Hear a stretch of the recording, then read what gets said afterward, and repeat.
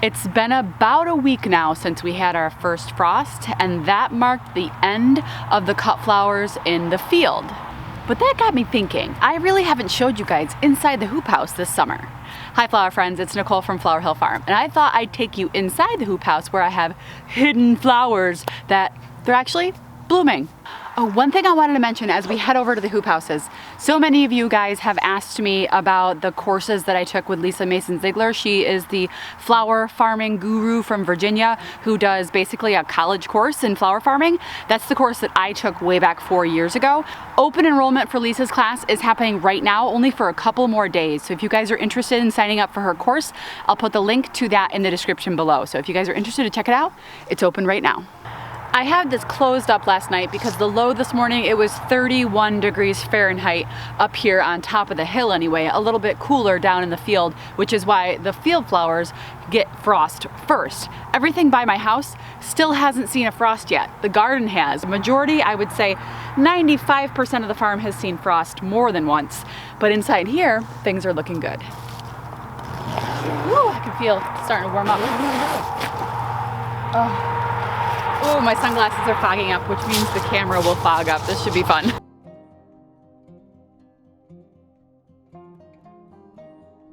Oh, I can't see anything. Woo, the humidity in here, it's kind of crazy. So what I have in here basically are the lilies in crates, which they've been blooming so nicely, continuously. I have a couple that are just starting to open up. I've been using these for custom orders. I've had, you know, summer or soccer season is underway at our local school district, and we have senior night, things like that. So I'm getting special requests for bouquets. So I'm able to come in here. While I don't have an overwhelming number of flowers, I have enough to put together those special requests. On the left-hand side, if you can see, I can't bring the camera in there yet. It's way too humid. Maybe I should open the sides up. But the dahlias, I do have some dahlias blooming, but only the ones that are in here. The ones that I planted in the field, 0 dahlias. It was an absolute disaster. I think it was a combination of the cold nights in the summertime. I planted them a few weeks later than normal, and I didn't amend the soil over there, so I don't know if it was just poor nutrition for these plants, but I got nothing. I also don't really think that it was the soil because there are so many other people in my area that say the same thing. Hundreds of dahlia tubers in the ground, and nobody really has dahlias. Air this out a bit. Hi! Okay, you guys can see the zinnias that I have. They're just starting to bud up.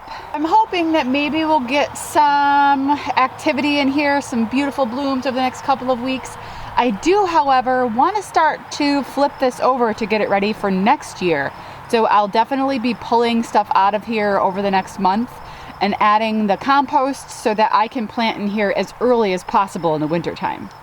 This crop right here, which, let me widen it out. So the dahlias and the lilies are right here. There's the lilies in crates. Definitely fair share of weeds in here. But this crop is one that my helper Miranda and I direct sowed. We just put seeds of honeywort in here, and they're starting to bloom. But I've been using this as just greenery, and it's been really beautiful. I just had to give it 2 days. 2 days to hydrate, and then it stays. It's been absolutely gorgeous in arrangements. Look at those rose lilies. Everyone is being basically overwhelmed by the aroma of these when they come into the nursery, because that's where I've had these. I did not use drip irrigation. I did not use any support on these. I've just been cutting them when I'm ready to use them, and they last so long. A rose lily's life in the vase is really fantastic. Wanted to show you guys this color zinnia. This is, I believe it's the Dawn Creek zinnia. Look at that antique peachy cream. Beautiful. I only had a couple of plants make it into the ground this year. These are not for sale, I guess, retail. They are only for sale as part of her fundraiser for breeding. So I really love this beautiful, beautiful color. While I do have some dahlias, I still don't have a ton. They're just now starting to throw a lot of buds. We will see how many I get before the season's up. I do have a lot of Cornell bronze though, and they're looking beautiful. Check this one out. Oh, it's huge. It's called Zorro. I believe this is one of the ones that Brex sent me. This is the amazing Zorro. I mean, it's huge. Secret flowers. They're great. I haven't shown anyone these. I haven't even put pictures of them on Instagram or anything like that. And this is not, you know, I'm really debating what to do with the hoop house, and I have a second one to put up. Haven't done that yet. I'm debating what to do in the summer time with them. Definitely the lilies in the crates. I'll definitely be doing that next year. This has worked amazingly. I've had a steady harvest of lilies for at least 2 months now, and I mean, I have these 2 crates over here are just starting to open up. I probably have another 2 weeks worth of lilies, so it was really successful, the lilies and crates in here. I don't know. I just don't know. The zinnias look really healthy in here. They don't have disease or many pests at all, so I might do some zinnias in here as well next year, but I don't know if it's worth the dahlia space in here. I really don't. So it's still up in the air what I'm going to do. I know for a fact, though, that I'll definitely be filling these things up in the springtime because the ranunculus success that I've had in here was fantastic this year. I could not have asked for a more successful first year with this hoop house. I do have some plants that I will be overwintering in here, which I did not try that last year, but I will be trying it this year. They just came in the mail the other day. I'll bring you guys along when I plant that, but I've got to pull some of the stuff out of here first and get this all freshened up, switch over the beds, get all the nutrients and the new compost in here before I plant stuff for the fall, which I'm running out of time.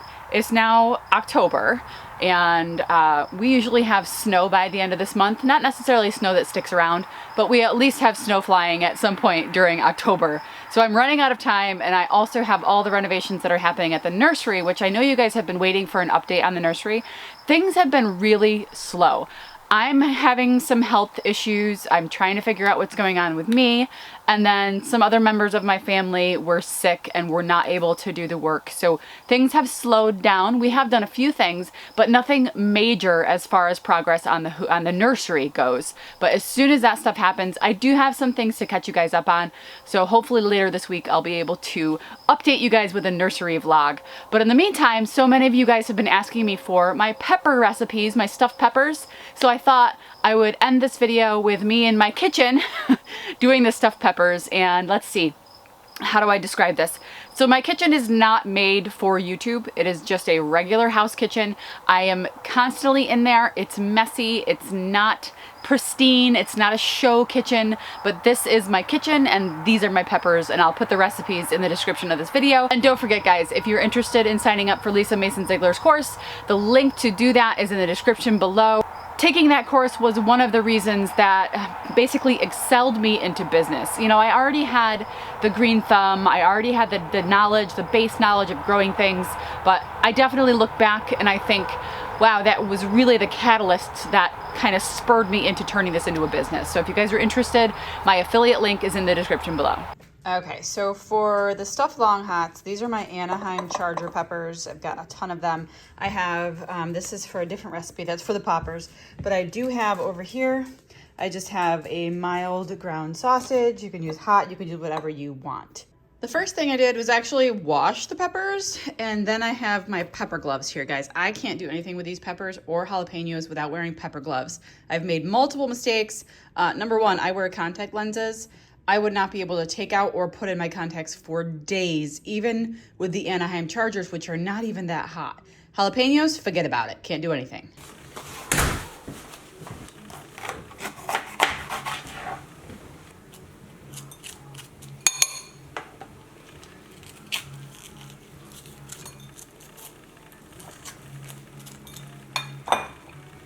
Look at that boat. That's a beauty.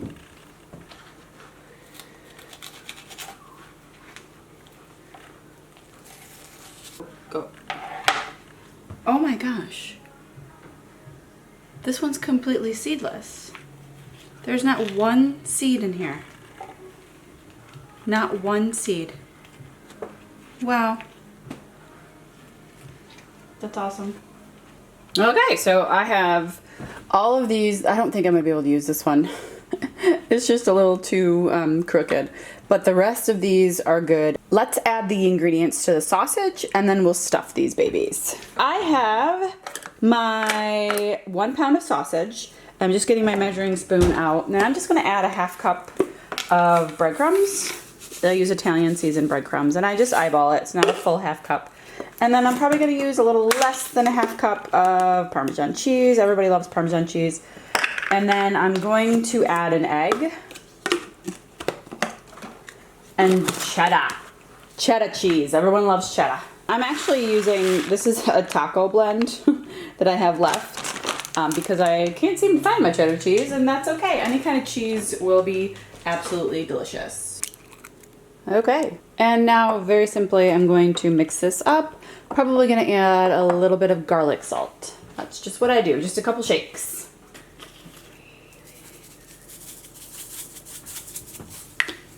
And I took my wedding ring off and I'm not wearing gloves for this. And now I'm gonna take my mixture and stuff the peppers. Okay, before I stuff the peppers, I actually have to take out, in the oven, I have a Hubbard squash right now. And it's time to take it out. So, it's a big one. One of those big old Hubbards. Oh yeah. Oh, it's so big. Okay. I'm gonna put my rack up. Right there. I just roasted that Hubbard. It's a huge one, so I did it for about an hour at 400 degrees. Cut it in half. This is my workspace right now. Putting my gloves back on. These are, I think, I don't want to say they're my favorite because the poppers are really delicious, but I just like to squish it in there. Kind of make it go a little bit further by flattening it out and not necessarily filling the pepper, but that's about how I like to do it. Otherwise, you only have a few peppers and the 1 pound of sausage won't go as far. Oh yeah. If I have extra at the end, I will probably not like add 2 peppers necessarily. I will cut more. I have a couple more peppers here that I have yet to use. I usually do these on a bigger cookie tray with the edges, and I use parchment paper. This morning I used the last of my parchment paper on the Hubbard squash. So I said, oh, I'm out of freezer bags, I'm out of parchment paper, let me run to town and grab them. So I ran to town and I forgot to get parchment paper. Got the bags, no paper. So the only ones who eat these in my house are my husband and I, and occasionally Veda will have one. She is a huge fan of the jalapeno poppers, so she will eat a ton of those. I'm putting them in the oven at 400 degrees. Those are gonna be in the oven for 15 minutes, so I'm gonna wash these ones up. I don't think I'll be able to stuff all of these, but most of them. 15 minutes in the oven, washed and cut these babies up. Just wanna get, like, that's my hand. It's so big. With this Hubbard, I'm just scraping it out and putting it into a bowl right now. Totally making soup later for dinner. This is from the first Hubbard squash. It was smaller. Did the same exact thing. Cut it in half and scooped it out. That's why my counter's a mess right now, guys. Because I have like 15 projects going on at once. Look how nice that scoops. It's so good. You can use this to freeze just like this. You can probably can it. I am just gonna be freezing some of it and then making soup with some of it. Oh gosh, ooh, there's the timer for the peppers. So let's get this going. My chickens are gonna get the skins. This is the skin from the one I cooked earlier. Woo! The chickens are gonna get this. They're gonna love it. Here they are out of the oven. Nice and cooked. I love cooking it this way because the juices of the sausage and the cheeses and the breadcrumbs, it seeps into the pepper and the whole entire thing is delicious. These we'll probably eat, probably half of them we'll eat just right now. It's football Sunday, we're watching the game, we're gonna have snacks. Half of these we'll eat today, the rest I will freeze, and I tray freeze them individually. So I would set a tray just like this into the freezer, let it sit for a couple of hours until they're individually frozen, and then I'll show you what happened. And then they go into freezer bags. This is an example of what I will take out on like a Sunday. These have been frozen since like last week. There is a frozen pepper, the same thing. So these are individually frozen in here. You can take them out, put them on the tray, cook them in the oven at 400 degrees for 15 to 17 minutes, and they're awesome. Brad's already claimed this one, so I'm gonna eat this tiny one. It's so good. Juicy and delicious.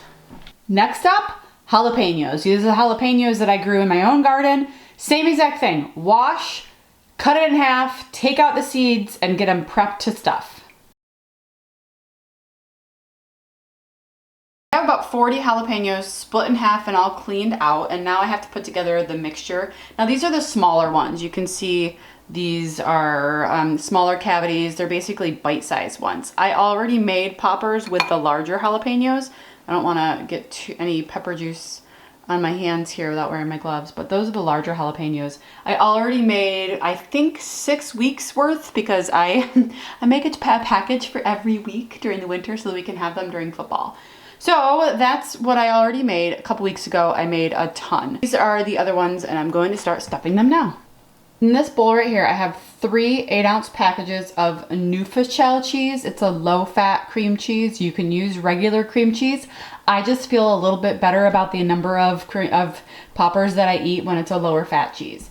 I've also put some bacon bits. You can use the pre-made store-bought in a bag bacon bits, or you can actually make your own bacon bits.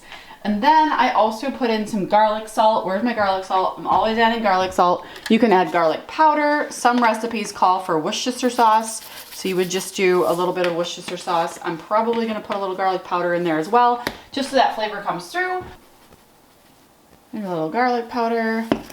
And now I'm gonna add cheese. And once again, I'm completely out of regular just cheddar cheese. So I'm just adding a taco blend. And I kind of just eyeball it, but 4 ounces to every 8 ounces of cream cheese is basically the way to go.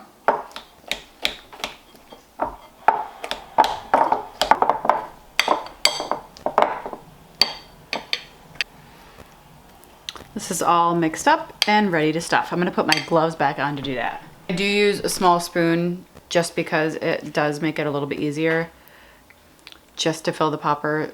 Why isn't it focusing? Just to fill it. Just like that, and then I set it on the tray. That's not finished.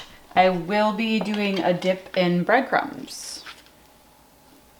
Don't worry about it being up a little bit over the edges because it's not like a melting cheese that's gonna make a mess. So if it's held up over the top of the pepper, that's okay. Now that I have all of these peppers, and this is nowhere near, this is about 25% of the pile that I showed you.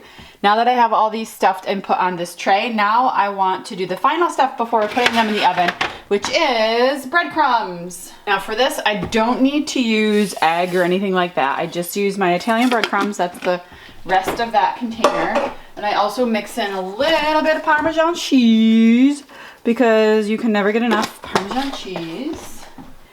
Mix this up.